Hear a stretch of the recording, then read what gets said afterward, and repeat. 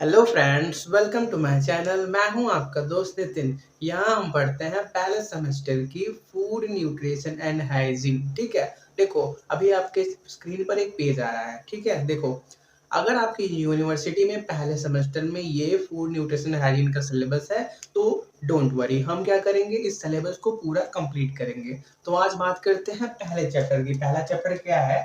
Concept of food and nutrition. तो पहला topic क्या है? फूड के बारे में। तो देखो फूड क्या होता है। Food is any nutrient rich material consumed और एब्जॉर्ब्ड बाय ह्यूमंस, एनिमल्स और प्लांट। फूड क्या होता है? कोई भी एक न्यूट्रिएंट रिच मटेरियल होता है जो ह्यूमंस, एनिमल और प्लांट द्वारा क्या किया जाता है? कंज्यूम किया जाता है। ठीक है, in order to sustain life and growth. क्या करने के लिए? जिंदा रहने के लिए और अपना ग्रोथ करने के लिए। ठीक है, देखो the major source of food are plants and animal. जो फूड का मेजर सोर्स है वो कहाँ से हम पाते हैं? या तो प्लांट से या तो एनिमल से। ठीक है, और एक बात बताओ, फूड हम क्यों खाते हैं? देखो, food is consumed because it provides energy and nourishment and keeps humans and animals healthy. हम फूड क्यों खाते हैं? क्योंकि वो हमको क्या देता है? एनर्जी देता है और नरिशमेंट देता है, जो ह्यूमंस और एनिमल को क्या करता है? हेल्दी रहने में मदद करता है। ठीक है, इनको नोट करो। तो बात करते हैं न्यूट्रिएंट्स के बारे में। न्यूट्रिएंट्स क्या होते हैं?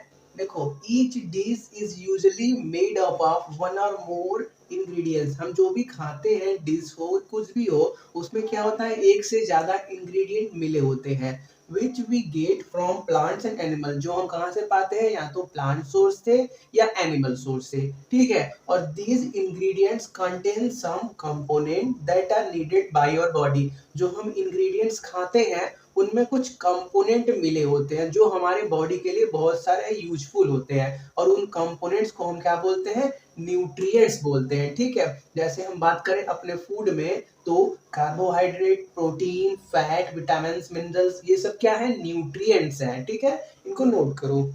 अब बात करते हैं न्यूट्रिशन के बारे में। तो देखो, nutrition is the biochemical and physiological process. Nutrition क्या है? बायोकेमिकल। बायोकेमिकल मतलब बायोलॉजी, मतलब हमारी बॉडी से रिलेटेड। आपको मालूम है न्यूट्रिशन का मतलब होता है फूड को खाना। तो हम खाते हैं, बॉडी के अंदर लेते हैं, तो क्या हो गया? वो बायोकेमिकल और फिजियोलॉजिकल। फिजियोलॉजिकल का मतलब बॉडी के अंदर जब जाएगा तो अलग अलग पार्ट से जो गुजरेगा, तो उसी को हम स्टडी को बोलते हैं फिजियोलॉजिकल प्रोसेस बोलते हैं। ठीक है, by which an organism uses food to support its life. जिसकी वजह से क्या होता है? कोई भी ऑर्गेनिज्म फूड को लेता है। क्यों लेता है? अपनी लाइफ को सस्टेन रखने के लिए, अपनी लाइफ को सपोर्ट करने के लिए। ठीक है, it provides organism with nutrients which can be metabolized to create energy। देखो इस प्रोसेस में होता क्या है? ऑर्गेनिज्म क्या करता है? जो भी हम न्यूट्रिएंट्स खाते हैं, फूड में क्या होता है? न्यूट्रिएंट्स। अभी पिछले भी हमने स्लाइड में देखा, तो फूड के अंदर जो न्यूट्रिएंट्स होते हैं उनको मेटाबोलाइज मतलब उनको पचाने का काम, जो क्रिया होता है, उसी पूरे क्रिया को हम क्या बोलते हैं? न्यूट्रिशन बोलते हैं। न्यूट्रिशन क्या है? प्रोसेस है, बहुत लंबा प्रोसेस होता है। ठीक है, to create energy and chemical structure. जिससे क्या होता है? जब न्यूट्रिएंट्स मेटाबोलाइज हो जाते हैं, शरीर में पच जाते हैं, तो हमको एनर्जी मिलती है, और जिससे क्या होता है? हमारी बॉडी का एक पार्टिकुलर स्ट्रक्चर बनता है। ठीक है, देखो in the process of nutrition organism utilize nutrients. वही बात लास्ट में लिखा हुआ है कि न्यूट्रिशन के प्रोसेस पे हम क्या करते हैं? जितने भी हम न्यूट्रिएंट्स खाते हैं फूड के माध्यम से, उनको हम यूटिलाइज करते हैं, मतलब उनको पचाने का काम करते हैं। ठीक है, तो बात करते हैं हेल्थ के बारे में। तो देखो, according to World Health Organization, जिसको हम WHO बोलते हैं, वो क्या बोलता है? देखो, हेल्थ का मतलब सिर्फ ये नहीं कि उस बॉडी में डिजीज ना हो या वो बॉडी कमजोर ना हो। इंफिनिटी का मतलब होता है कमजोर, ठीक है, दुर्बलता। हेल्थ का मतलब उन्होंने बोला कि health is state of complete physical, mental and social well being. मतलब वो हेल्थ का मतलब कोई बॉडी फिजिकल रूप से अच्छा हो, मतलब वो स्ट्रांग हो, मेंटल मतलब उसका मेंटल एबिलिटी अच्छा हो, और सोशल वेल बीइंग हो, समाज में कैसे व्यवहार करना है, कैसे रहना है, उसके बारे में भी उसको आइडिया हो। वो क्या कहलाता है? हेल्थ कहलाता है। And not merely the absence of disease and infinity. जो हमने आपको पहले बताया कि मैरली का मतलब होता है केवल। केवल बीमारी और कमजोरी ना होना, एब्सेंस का मतलब ना होना। केवल बीमारी और कमजोरी ना होना हेल्थ का डेफिनेशन नहीं होता है, ठीक है। ये पूरा जब मिलाओगे तो एक अच्छा हेल्थ का डेफिनेशन बनता है, ठीक है। तो फिर देखो, health can be promoted by encouraging helpful activities. हम हेल्थ को और अच्छा बना सकते हैं और अच्छा मेंटेन कर सकते हैं। कैसे? बाय द हेल्पफुल एक्टिविटीज, जो सेहत के लिए लाभकारी हो ऐसे क्रिया करके। जैसे हम क्या कर सकते हैं?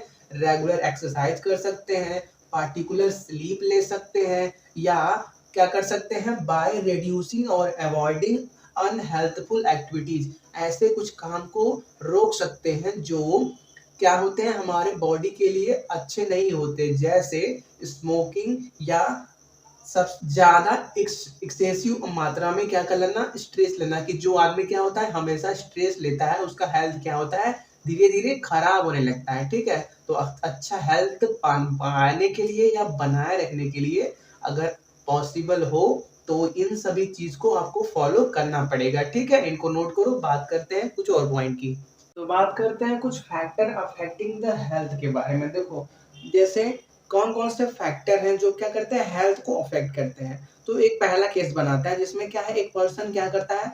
बहुत ज्यादा गुस्सा करता है। गुस्सा करने से क्या करता है? वो अपने हेल्थ को बहुत ज्यादा रिस्क में ले जाता है। आपको मालूम है, कोई पर्सन गुस्सा करता है तो उसका हेल्थ खराब होता है, ठीक है। अगर दूसरे फैक्टर की बात करें तो सपोज कर लो एक पर्सन है जिसका कोई स्ट्रक्चरल प्रॉब्लम है, मतलब सपोज कर लो उसका पैर सही नहीं है, तो वो क्या हो गया? वो सोसाइटी के ऊपर डिपेंड हो गया कि सोसाइटी उसका कितने अच्छे, सोसाइटी मतलब उसके पेरेंट्स भी हो सकते हैं, घर वाले भी हो सकते हैं, जो भी, ठीक है, कि उसका कितने अच्छे से ट्रीटमेंट कराते हैं या नहीं कराते हैं, ठीक है। ये दूसरा फैक्टर हो गया हेल्थ का। अगर ट्रीटमेंट करा दिए तो वो अच्छा हो जाएगा, नहीं कराए तो वो वैसे का वैसा ही रह जाएगा।